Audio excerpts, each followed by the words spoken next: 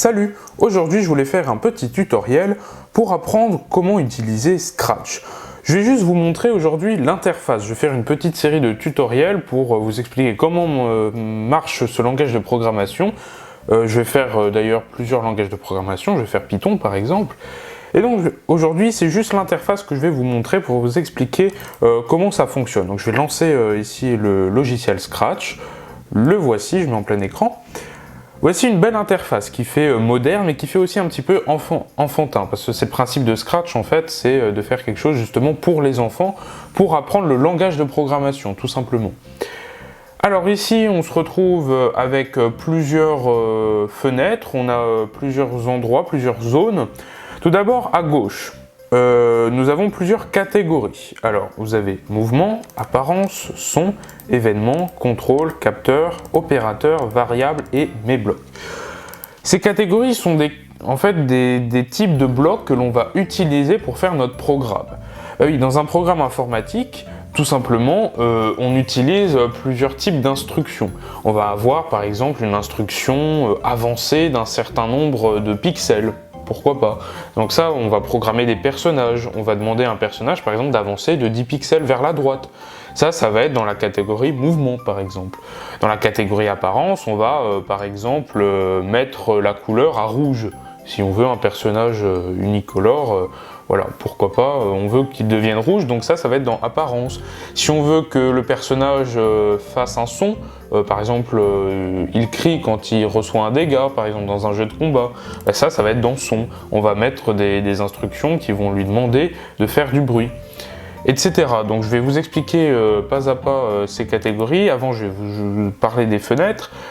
La fenêtre centrale, celle qui se trouve au centre, le grand rectangle gris, ça c'est la zone des scripts. C'est là où vous allez placer vos blocs pour exécuter votre programme. Par exemple, là, ici, j'ai placé un script, là, je vais en placer un autre, voilà, ce genre de choses. Donc tout ça, c'est la fenêtre où vos scripts vont apparaître. Vous voyez, vous pouvez glisser pour voir les scripts qui se trouvent à gauche, à droite, en haut, en bas, etc.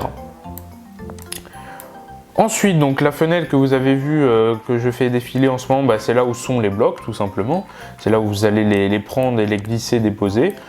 À droite, vous avez en haut ce qu'on appelle la scène. La scène, c'est là où vous allez pouvoir visionner votre projet, tout simplement. C'est là où vous allez voir ce qui se passe. Ici, vous voyez qu'il y a un chat, c'est le logo de Scratch, évidemment. C'est là que vous allez voir votre chat évoluer. Par exemple, regardez, si jamais je prends ce bloc-là avancé de 10 pas, que je clique dessus, hop, il avance un petit peu, vous avez vu, il s'est déplacé. Je reclique sur le bloc, voilà, il avance de 10 pas. À chaque fois que je clique, il avance. Et c'est là où vous allez voir donc s'exécuter votre projet. D'ailleurs, en haut, on a des commandes, on a le drapeau vert, en haut à gauche. Vous voyez ici l'étiquette qui s'affiche, c'est commencer. Quand vous cliquez sur le drapeau vert, vous allez commencer un certain nombre de programmes. C'est, si vous voulez, le début de votre projet. Lorsque vous cliquerez sur le drapeau vert, il y a plein de programmes qui vont s'exécuter en même temps, en fonction évidemment de ce que vous aurez codé, de ce que vous aurez programmé. Une fois que vous lancez d'ailleurs ce drapeau vert, je vais mettre une boucle infinie, vous allez comprendre. Je vais cliquer sur le drapeau vert. Donc là, on a une boucle infinie qui s'est exécutée. Si je veux arrêter la boucle infinie, si je veux stopper mon programme, je vais tout simplement cliquer sur le panneau rouge Stop. Je clique dessus et là, le programme s'arrête complètement, il ne se passe plus rien. Je vais faire un petit programme pour que vous voyez comment ça fonctionne. Là, par exemple, je fais tourner de 15 degrés, donc vous allez voir ce qui se passe. Voilà, mon chat est en train de tourner. Et si je veux que ça s'arrête, je clique sur le panneau Stop et ça s'arrête, c'est magique. Ensuite, on a d'autres boutons, c'est juste une question d'affichage. Là, c'est pour afficher la scène en plus petit. Ça, c'est pour mettre en plein écran, tout simplement. Voilà, rien de très compliqué jusque-là. En bas, on a ce qu'on appelle la zone des lutins, ou des sprites en anglais. Alors, on a tout d'abord le nom du sprite que vous pouvez changer. Ici, je vais l'appeler par exemple chat. Vous voyez que le nom ici, c'est affiché, ça s'appelle chat. Ensuite, on a les coordonnées, parce que oui, il y a des coordonnées dans Scratch. Si je le place par exemple à 0, 0, vous voyez, x0 c'est l'abscisse et y0 c'est l'ordonnée, eh bien il se place au centre. Le centre de l'écran c'est 0, 0. Si je veux le placer tout à gauche, ça sera 240, tout à droite, pardon. À droite, c'est 240, et tout en haut, c'est 180 pour l'ordonnée. Ça varie entre moins 240 et 240 pour l'abscisse, moins 180 et 180 pour l'ordonnée. Voilà, je vais le remettre à 0, 0, puis je vais le faire s'orienter normalement, voilà. Ensuite, en bas, on a les boutons pour afficher ou cacher le lutin. Si je veux qu'il soit caché, j'ai juste à cliquer sur le petit œil barré. Si je veux le remontrer, je reclique sur l'œil pas barré. Ensuite, on a la taille. Pour l'instant, c'est à 100%. 100, c'est un pourcentage. Si je le mets à 200%, il va être 2 fois plus grand. Si je le mets à 400%, vous voyez, il est encore 2 fois plus grand. Si je le mets à 20%, il est tout petit. Et donc 100, c'est la taille par défaut de chaque lutin, de chaque sprite. Ensuite, enfin j'ai envie de dire, c'est la direction. Vous avez vu tout à l'heure, j'ai fait tourner mon chat, je peux le faire tourner directement avec cette petite roue. Je peux arrêter, vous voyez, il est en ce moment même à 160 degrés. Je peux aussi définir si je veux qu'il tourne de 180 degrés, de 360 degrés avec une roue, ou alors je peux faire en sorte aussi qu'il tourne juste, qu'il échange gauche-droite, une sorte de symétrie si vous voulez. Donc là, si par exemple je le mets dans l'autre sens, vous voyez qu'il change de symétrie, gauche ou droite. Et j'ai aussi un bouton pour qu'il ne tourne pas, si jamais je veux qu'il s'arrête de tourner complètement, je peux utiliser cette commande-là. Voilà, ensuite donc la zone des sprites, des lutins, c'est là où seront placés tous vos lutins si jamais j'en crée un autre par exemple. Donc je peux en choisir un dans la bibliothèque de sprites ici. Par exemple, je prends la pomme, vous voyez qu'il y a une pomme qui est apparue, je vais l'appeler pomme, voilà. Donc c'est tous les lutins qui vont être programmables. Vous remarquez d'ailleurs que chaque zone de script est propre à chaque lutin. Vous voyez qu'ici je suis dans le lutin chat et vous voyez qu'il y a le programme que j'ai créé tout à l'heure. Alors que si je me mets dans pomme, eh bien il n'y a plus ce script puisque chaque script, je le répète, est propre à chaque lutin. Vous pouvez programmer donc chaque lutin à part pour qu'il fasse chacun quelque chose de différent. Par exemple, là, dans mon truc pomme, je vais mettre, quand le drapeau vert est pressé, je vais répéter indéfiniment, avancer, par exemple, ajouter 10 à X. Je vais mettre ajouter 5 à X, par exemple. Voilà. Et donc là, si je clique sur le drapeau vert, regardez, il se passe des choses différentes. Ma pomme, elle avancera en permanence. Je vais la remettre, vous voyez. Je peux d'ailleurs la positionner avec la souris, comme vous pouvez le voir. Et donc, voilà, chaque lutin va faire quelque chose de totalement différent. Je clique sur le panneau stop pour arrêter. Ensuite, tout à droite, tout en bas à droite, on a ce qu'on appelle la scène. Alors, l'arrière-plan, la scène elle est en haut, mais à droite vous pouvez définir comment va être votre scène, comment va être l'arrière-plan de votre scène. Et donc une fois que vous êtes sur l'arrière-plan, vous pouvez aussi programmer l'arrière-plan. Pourquoi pas, si vous voulez que l'arrière-plan il change de couleur par exemple.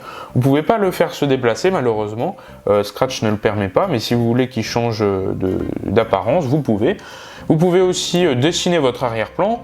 Là par exemple j'ai une zone de dessin, je peux choisir directement un arrière-plan dans la bibliothèque parce qu'il y a un large choix d'arrière-plan. On a par exemple ça. Là ça montre exactement en fait les coordonnées, donc ça c'est très pratique justement pour ce genre de tutoriel. Vous voyez où sont placés les lutins à chaque fois. Là par exemple mon chat il est bien en 0,0, ma pomme elle est en 189-118, ça se voit assez bien avec le quadrillage.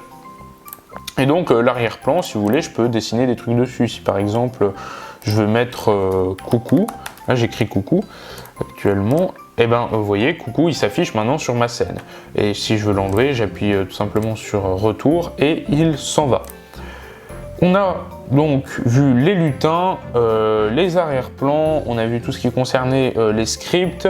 Donc je vais un petit peu plus vous parler du coup de l'éditeur de costumes, ce genre d'édition, parce qu'il y a plein de choses à voir. Tout d'abord, il faut savoir qu'il y a plusieurs modes d'édition. Il y a un éditeur en bitmap. Bitmap, c'est ce que vous avez pour l'arrière-plan, ça veut dire pixel par pixel en fait. On a une sorte de liste de pixels. C'est-à-dire que si vous zoomez sur quelque chose en bitmap, vous allez voir de plus en plus une sorte de bouillie de pixels, donc ça sera moche, ça sera une qualité vraiment dégueu. Et donc pour dessiner quelque chose d'assez beau, d'assez propre, il vaut mieux être en mode vecteur.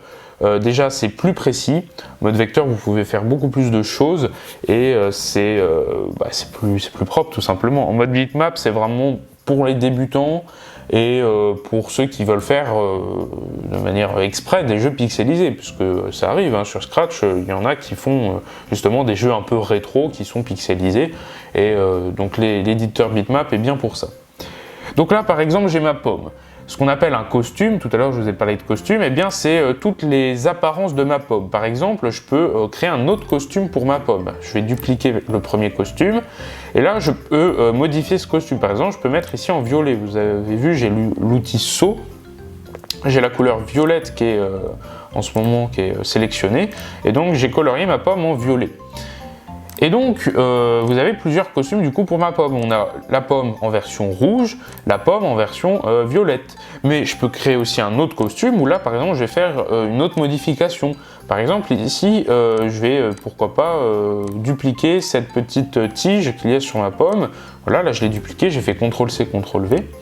Et je peux tout simplement la tourner, la placer ailleurs. Et là, vous voyez, j'ai deux tiges sur ma pomme.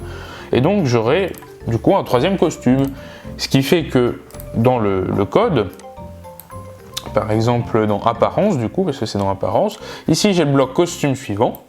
Quand je clique dessus, regardez ma pomme, elle change de costume, elle repasse par exemple sur le costume rouge. Costume suivant, ça va ensuite sur le costume violet, puis ensuite sur le costume avec une tige en plus. Et donc c'est ça les costumes, c'est les apparences que vous pouvez modifier pour chaque lutin. Ensuite, sur cette édition de costume, vous avez un outil pour modifier les points des formes. Ça, cet outil il est hyper pratique. Par exemple, vous voyez la petite tache blanche, là, le petit reflet qu'il y a sur ma pomme. J'ai cliqué dessus avec l'outil modifier les points. Et vous avez 4 points qui s'affichent. Ce sont les points qui définissent en fait la forme, le contour de la forme.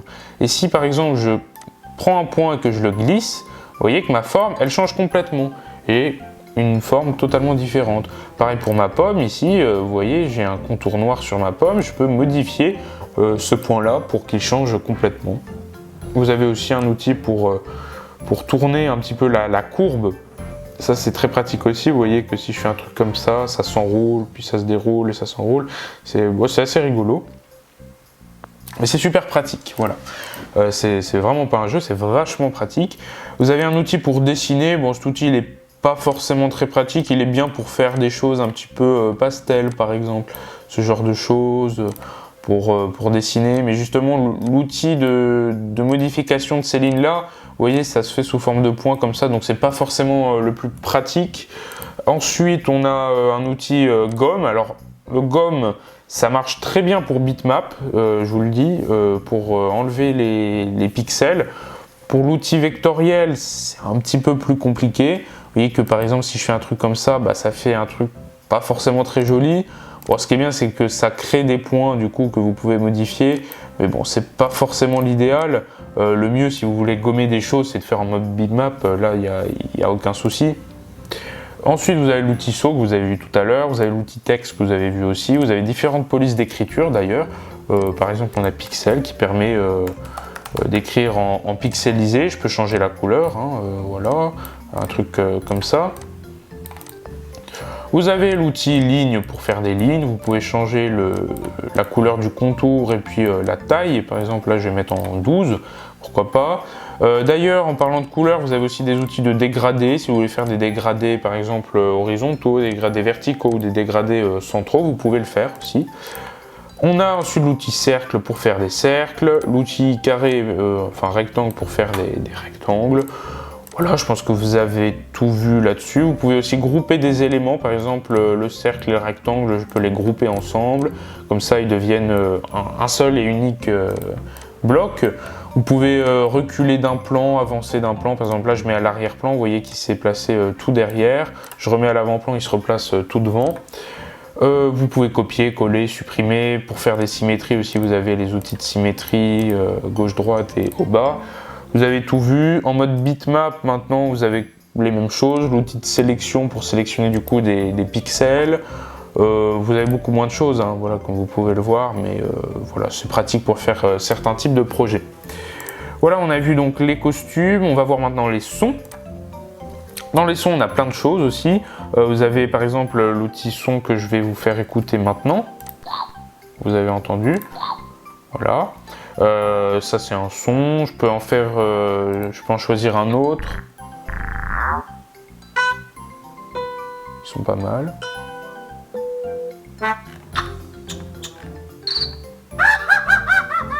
Celui-là il est bien. Je vais le prendre. Voilà, donc une fois que j'ai ce son là, je peux le modifier. Par exemple, si je veux que cette partie là, elle soit plus forte, je peux le faire. Plus fort, il est là. Je peux cliquer plusieurs fois pour que ça soit de plus en plus fort. Et là, écoutez. Vous voyez que la fin du son est beaucoup plus forte qu'avant. Je veux que cette partie, par exemple, ça soit justement plus doux. Donc du coup, écoutez. Voilà, vous avez remarqué les différences. Ensuite, vous pouvez accélérer le son. Ça modifie aussi la hauteur du son, du coup.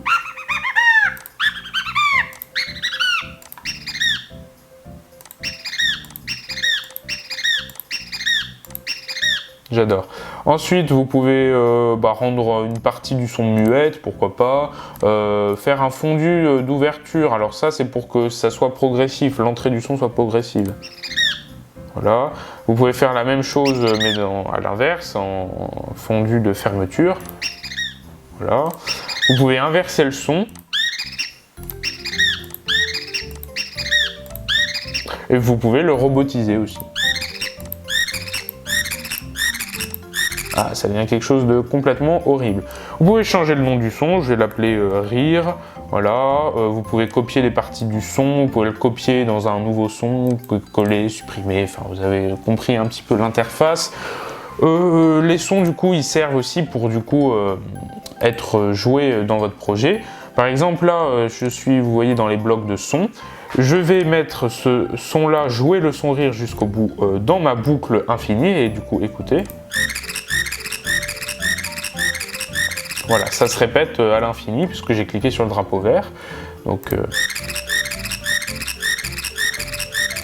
voilà.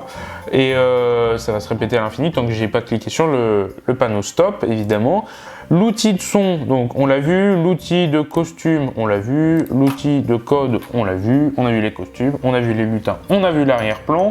Du coup, on a à peu près fini, hein. On a aussi des extensions Scratch, alors ça c'est pas forcément très utile. Bon, l'outil musique et stylo, il est souvent pratique. L'outil de synthèse vocale ou même de traduction, il est pas mal aussi. Mais voilà, de manière générale, les autres extensions, vous en servirez sans doute jamais. C'est des trucs, des sortes de partenariats avec Lego ou avec d'autres types d'outils matériels, hein, de vrais outils matériels que vous pouvez brancher à votre ordinateur et faire des trucs avec. Voilà, ensuite vous avez donc les différents boutons qui se trouvent en haut, vous pouvez créer des nouveaux projets, importer, sauvegarder, modifier, faire des choses, ça j'avais même pas vu que ça existait, restaurer le costume, je découvre en même temps que vous, des tutoriels pour apprendre à utiliser Scratch, ça c'est pratique, vous pouvez changer la langue, vous pouvez aussi aller sur le site de Scratch, je crois que c'est en cliquant là, non ? On peut même pas y aller. Bon, vous pouvez changer le nom de votre projet. Ici, c'est que je découvre aussi. Hein, voilà, bon, pourquoi pas. Voilà, il y a plein de choses, superbes dans Scratch. Je vous montrerai aussi l'éditeur en ligne dans une prochaine vidéo parce que là, je suis dans l'éditeur hors ligne. Il y a beaucoup moins de choses hors ligne que en ligne. Du coup, c'est à peu près tout pour ce tutoriel sur l'interface de Scratch. Je te remercie d'avoir regardé la vidéo jusqu'au bout. Et puis, quant à moi, je te dis à la prochaine. Salut!